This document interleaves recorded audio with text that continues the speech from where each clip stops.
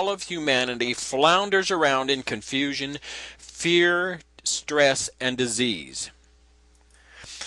This Kabbalistic information has been handed down through the religious and intellectual systems that have plagued the world since the beginning of this conjured-up creation. Kabbalism kicked into high gear with the onslaught of the Renaissance around the year 1000 AD. The Renaissance literally means the rebirth of thinking. This is not to say that the Luciferian egregore group stopped thinking previous to that. What this does say is that the push for total domination, total submission, and total control was now on.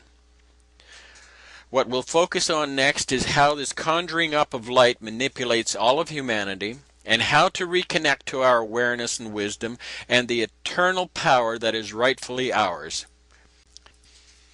Everything that's visible within this three-dimensional space is light. If matter is accelerated to the speed of light times the speed of light, it becomes energy, which is light. All that exists is formed from energy and light. For thousands of years, humanity has contemplated and asked repeatedly, where did we come from? The information you've just heard explained the origin of everything, the source of light, and the creation of all three-dimensional matter, which is energy. Before light existed, there was a void of nothingness. A like-minded Luciferian group of beings took upon themselves to control this void of nothingness. This void contains all the greatness of the eternal state. These beings desired to control for themselves all the power and wisdom of this nothingness, and thereby be worshipped as God. Here's how it works. The name Lucifer means light bringer or light bearer. The name Lucifer is derived from the Latin words lucem fere. Lucem means bringer or bearer, and fere means light. Lucem fere is Lucifer. Genesis chapter 1 of the Old Testament fills in without any doubt who the light bringer is and who or what Lucifer is. Genesis 1 verse 1 and 3 states, "In the beginning God created the heaven and the earth. God said, let there be light, and there was light." We've only read up to verse 3 of Genesis chapter 1, and already a hypnotic trance has been established. Very few will question that there even is a God. So anything that's written after these words is like shooting ducks in a barrel. Interestingly, this same concept of the light bringer, the day star or the bright and morning star, has been applied to Jesus as well. In the New Testament, in Revelation 22:16, we read where Jesus said of himself, "I, Jesus, I am the bright and morning star."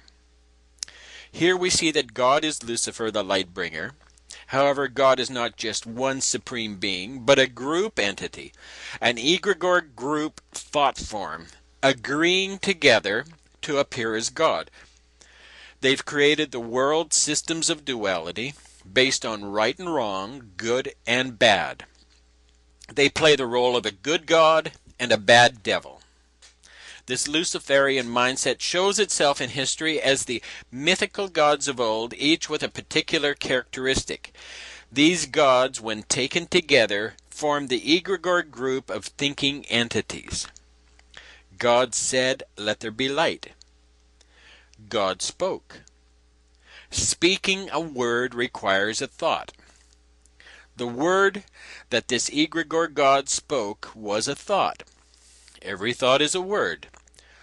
All words have sound. Even sounds not audible to our physical ears have sound. Sounds vibrate.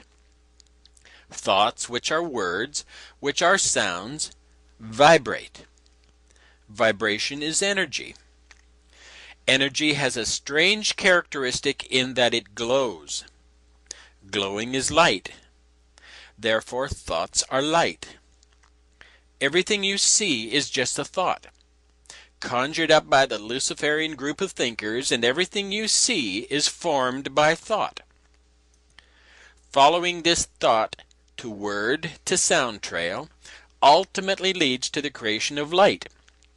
The very nature of light is to corrupt. This thought process called thinking has created the corruptible three-dimensional realm. Everything in this 3D space corrupts and dies. Light is nothing more than thought, and the thought form of the Luciferian thinkers is designed to create death, thereby controlling humanity through the fear of death.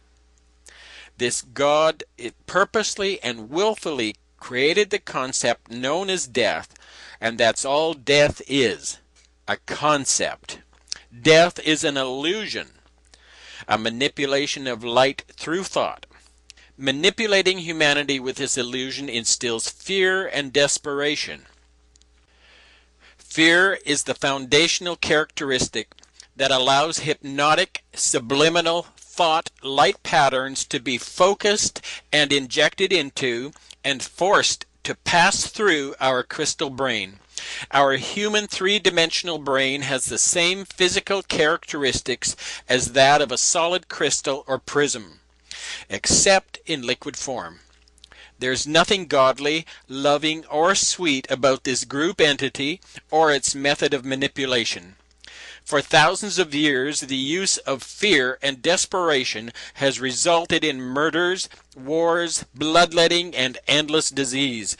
Children have been tortured, women have been raped, and men have marched blindly off the plank into the ocean of hypocrisy and death. This has all been courtesy of the God of the Bible, the God of love, the God of the Old and New Testaments, the God of the Quran, the God of Buddha, the God of every religion and intellectual system known to man. This is the God of light, the Luciferian light bringer. Genesis 1 continues to say that God saw the light, that it was good. But good for who? Obviously good for those who were using it to control humanity through the manipulation of light. Yet again we have another subliminal. God doesn't say that anything is bad, it's just implied, suggested, implanted. If light is good, then something must be bad. When we consider how we see things in this 3D space, we're told, from an intellectual perspective, that light enters through the pupil of our eye, where it strikes the back of the eye, where it's reversed, and then travels along a neurological path to our brain, where it's flipped right side up again, and we see an image. Unfortunately, this is incorrect. Light is thought, and the thought of what we are intended to see is implanted within the liquid crystal prison of our brain. The suggestion, which originated from the Luciferian mindset, travels through the crystal brain, and similar to a ray of light passing through a rain shower, a rainbow of three-dimensional color, form, and sound explodes in front of us.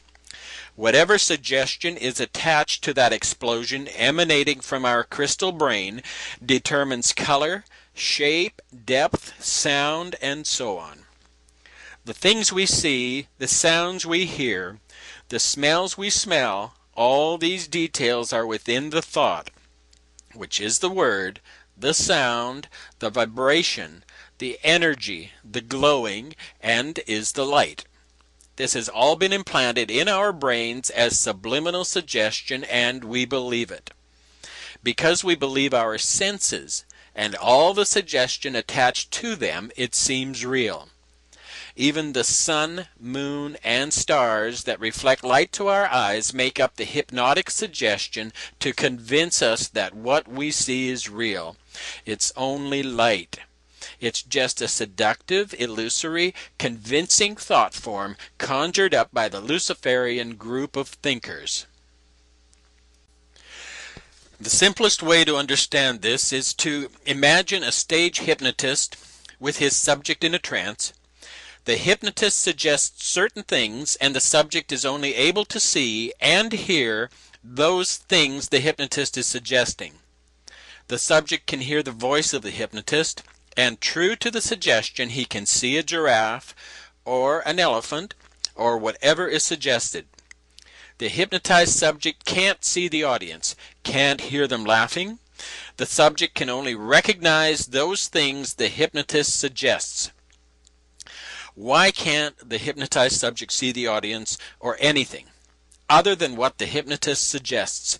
Simply because the suggestion is a subliminal thought, a word, and it created a whole new light pattern to emanate from the entranced subject's eyes. His eyes and ears still function, but because the thought implanted in the crystal brain has changed, then the reality of what seems to be real also changes. The hypnotized subject's eyes and ears work perfectly, but the reality is the hypnotized subject can't see anything other than the words suggested. But why? Why can't the subject in a trance see anything else? Because the audience and everything associated outside the trance state really isn't there. If the audience members were really there, really three-dimensional and really solid, then the eyes of the subject in the trance state would see them.